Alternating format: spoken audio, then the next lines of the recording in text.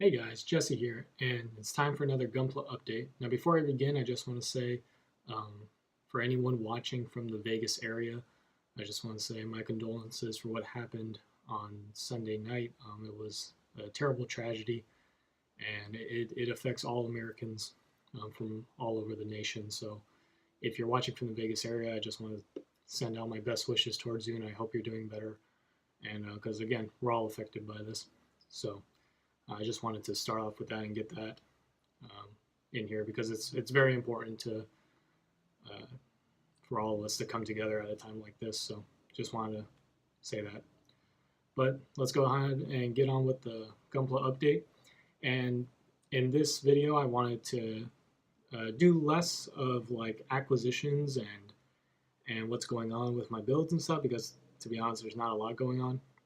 And I want to talk a little bit about some news, actually, like some Gunpla news and happenings that have gone on over the past week or so. But let's go ahead and start with acquisitions. First off, I got Gundam Versus for the PS4.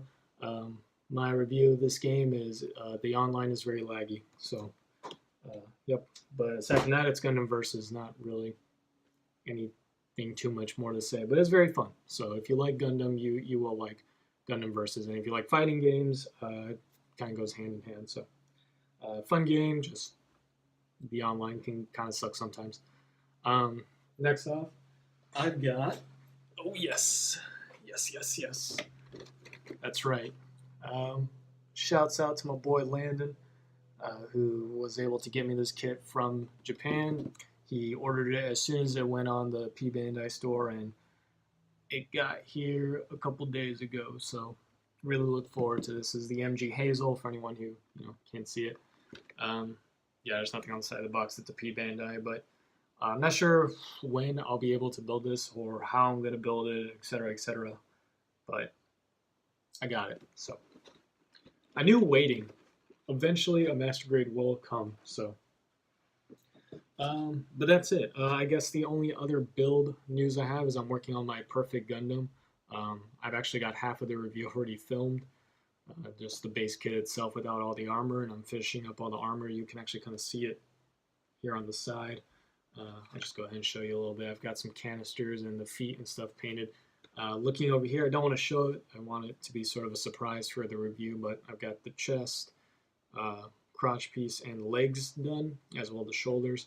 If you follow my Instagram, you're probably seeing this as it goes, so it's probably no surprise. But for those of you who are exclusive YouTube viewers, you'll see it in the review, and it'll be awesome because I'm really pleased with the way it's coming out.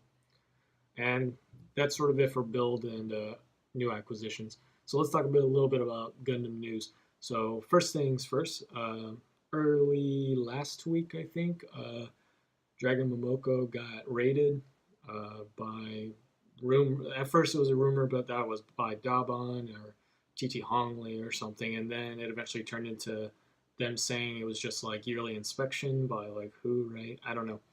But there was a thread on it on Reddit, and it got pretty heated. It actually had to be locked. The thread had to be locked eventually because I guess people were arguing too much. I don't know. I gave an unpopular opinion, which let's just say about 2 years ago wouldn't have been unpopular, and of course got immediately downvoted to hell. But that's just how it goes. All I can say is that if they're actually, we don't know if they're gone for good, but if they are actually gone for good, I would just say it was sort of a matter of time. But it's kind of a shame and kind of not a shame. I don't know. As I said in some streams before, Dragon Momoko did the unique thing in releasing really weird kits and really weird molds and stuff that like Bandai just isn't going to make. So they were going the sort of correct route of bootlegging, if that makes sense. But they still copied a lot of parts from Bandai. So again, if they're gone, we'll probably see them come back again as like, I don't know, Dragon Momoko Revive or something. But if they aren't gone, then I guess we'll see their kit soon. I don't know. Um, but yeah, that was that. That was pretty out of nowhere, and a lot of people were worried because a lot of people like Dragon Momoko, and they've built quite a vocal fan base. Let's just say that. But we'll leave it at that. Next up, the PGX here got announced, and I promptly said on some of my Facebook groups that it looks like ass, and I mean it. Like I like the Exia. It's not my favorite suit. I kind of saw the PG Exia coming just because it's the 10th anniversary, and we already saw some leaks anyways. But my main problems with it is the proportions. There's like tiny itty bitty feet and like super thick thighs. Just weird everything. And they're kind of bringing back the old school like panel opening. They're like throwing it back to the original perfect grade RX-78-2 where the panels all open and show mechanical detail. But upon like closer inspection of the inner frame, because they had the entire just inner frame displayed, there's like it's like no detail. It's all meant to, you know, it's just meant to function, not to show. So I don't know what you would open those panels to show. For me, it mostly just looked like black, like there's no pistons or anything, and no like chrome pistons or anything to show. So you're not too excited about that. I will say that the whole LED special edition, lighting up the ribbons and stuff, that is super cool. Like that if you're gonna make it unique, that's one way to do it for sure. And the GN drive looks really really cool. The whole LED gimmick of it looks great. Much better than the master grade, which was kind of lackluster. So for those of you who love the P or who love the Exia, I'm sure it's already on your pre-order list. But for me, I'm not getting it just in case anyone's wondering. I think it was kind of a given, considering I don't really like too many double O designs anyways. So and then finally, the Gundam to win the next Verkaw poll is the G Self, baby. Yes. I just want a master grade G Self. I don't care if it's Verkaw or if like some little kid at Bandai designed it, as long as it's master grade. Um, yeah, super cool that we potentially will get a G Self Verkaw. It was kind of unexpected. It had some stiff competition to beat. Barbatos, Lupus Rex, I think, came in second, which, and everybody can't get enough of the Barbatos. For me, I've definitely had enough. Um, but yeah, that's exciting, and that will definitely be a kit to pick up for me.